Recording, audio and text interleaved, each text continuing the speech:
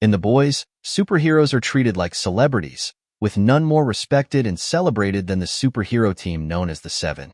There's their narcissistic and psychotic leader, Homelander, who is basically an evil Superman. A-Train has super speed.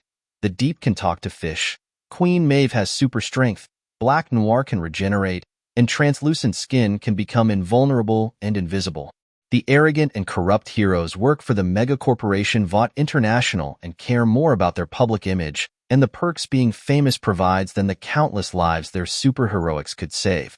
Season 1 of The Boys introduces Hughie Campbell, whose girlfriend Robin is accidentally killed by being run through at super speed by A-Train. Hughie is devastated by the loss and angered when A-Train faces zero repercussions.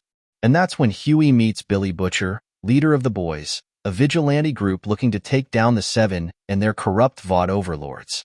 Butcher has a personal grudge against Homelander, as the superhero had assaulted and killed his wife Becca. Other members of the team include Mother's Milk and Frenchie.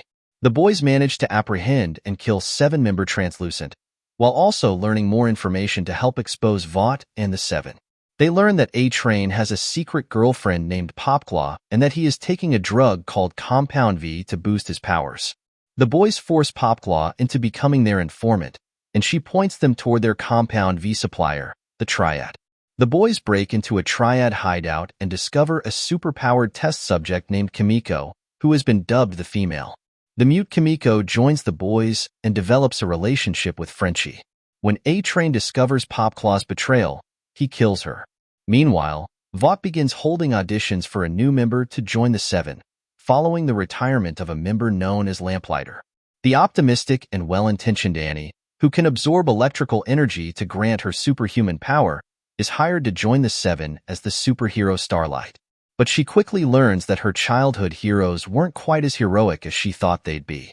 Vought forces her into wearing a revealing costume, and the Deep sexually assaults her, leading Annie to quickly become disillusioned with her new role.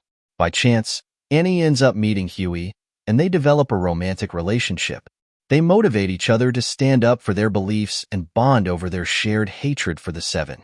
During a press conference, Annie breaks away from her planned script and publicly calls out Vought's behavior and her sexual assault at the hands of the Deep. In response, Vought fires the Deep from the Seven and forces him to become a hero in the much smaller market of Sandusky, Ohio. When Butcher finds out about Hughie's relationship with Annie, he forces him to secretly exploit her for information on how the Boys can best take down the Seven. When Annie finds out about this, it fractures her relationship with Hughie. Throughout the season, the Boys discover that Vought has been using Compound V on newborn babies to create superheroes that they could raise and profit from. The truth about her superpowered origins devastates Annie. Meanwhile, Homelander is using Compound V to create terrorists that the Seven could fight, boosting their importance and power. Butcher then introduces Hughie to Colonel Grace Mallory, founder of the Boys. Mallory had quit her mission to take down the Seven after Lamplighter murdered her family. Despite Butcher's pleas for her help, Mallory refuses but does reveal that Homelander has complicated romantic feelings for Vought executive Madeline Stillwell. She also warns Hughie that Butcher doesn't actually care about the Boys or their mission to bring justice to the Seven and is purely driven by revenge against Homelander. Meanwhile, Homelander is discovering secrets of his own. He had been told by Stillwell and Vought that Becca Butcher had become pregnant with his child and died along with the baby during childbirth.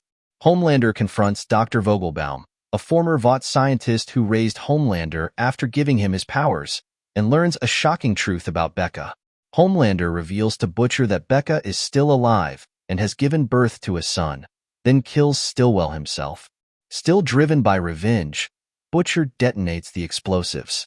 Homelander saves Butcher from the blast and delivers him to the secret home of Becca and her now 8-year-old son Ryan.